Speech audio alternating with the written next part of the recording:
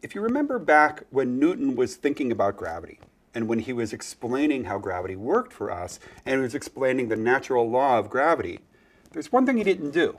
He never told us what gravity actually was. Why? Because he had no clue. He had no idea. In fact, he went to his grave wondering specifically what gravity was. He could explain its effect, but he couldn't tell us exactly what it was. So for the next 200 years, this was the situation for all kinds of physicists everywhere, and all students of physics could ask this very same question. One person was able to answer it. Of course, it was Albert Einstein. So in his second idea about relativity, the first being special relativity, he then expanded the idea to general relativity.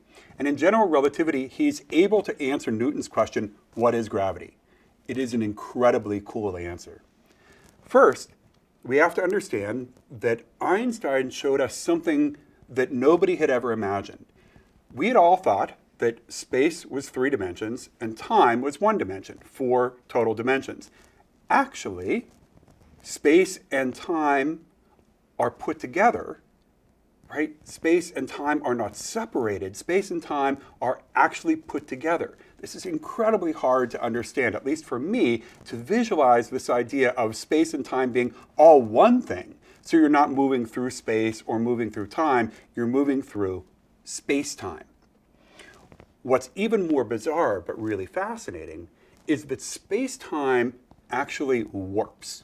That space-time is not just flat, it's not just a line or just even a big sheet. It actually can move and it can warp. And space-time is warped by mass. So the bigger something is, or rather, the more massive something is, the more it will warp space-time. And nothing can get around that. Everything that comes into that warp, even light, gets moved by how space-time is warped around it. It's a really interesting idea, and it's one that at first is hard, but then I think if you can put it into a context of something maybe you did in grade school, that might help a little bit more. So you remember when you were a kid and you went to grade school, at some point probably you did the parachute game, right? So you were in gym class, it was a day you weren't allowed to go outside, and the gym teacher pulled out this big parachute. And you and all the other kids stood around the parachute holding it taut, right? Now, imagine that that parachute, that taut parachute, is not just a thing, but it is space-time. Time and space both is that parachute. Now, imagine if your teacher took a softball and kind of tossed it onto the parachute. Well, right, the parachute would have a little dip in it, right? It would have a little warp in it. Imagine if he was really kind of an obnoxious guy and he threw a really big bowling ball onto the parachute, right? So you're all little kids and you go, wah, right? But what would happen is that the entire parachute would push down further. That is something more massive that is acting just like a star or a planet does in space-time. So the more massive the object, a softball versus a bowling ball, the more that space-time, the parachute, gets warped, right? Now, think about the next thing. Say he's thrown this bowling ball down, right? And you've got it now held and there's this kind of warp in the parachute. And Mr. Athletics Director, whatever it is, starts throwing ping pong balls, right, onto the parachute. What happens to those ping pong balls as they get close to the massive object? Well, as they get close, they start moving in around the massive object because they are moving through the warped parachute. Ladies and gentlemen, that's all it is. That's general relativity. The parachute is space-time. A very massive object is warping that, and then other smaller objects go into orbit around it. Right? They stay in orbit because of the way space-time works, but they're not sort of sliding down always right into it. But the idea is basically the same. And the more massive the object, the more it sucks things in toward it.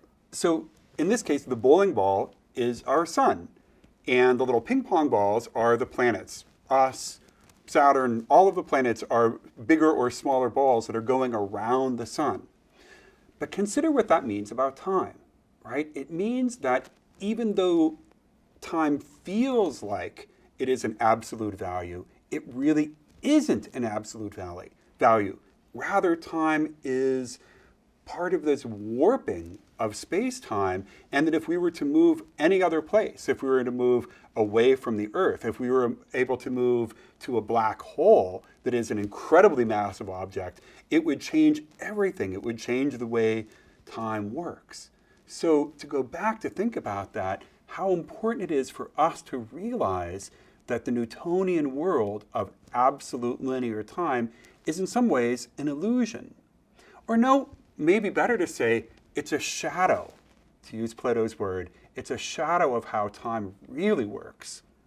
And Einstein has showed us how time really works.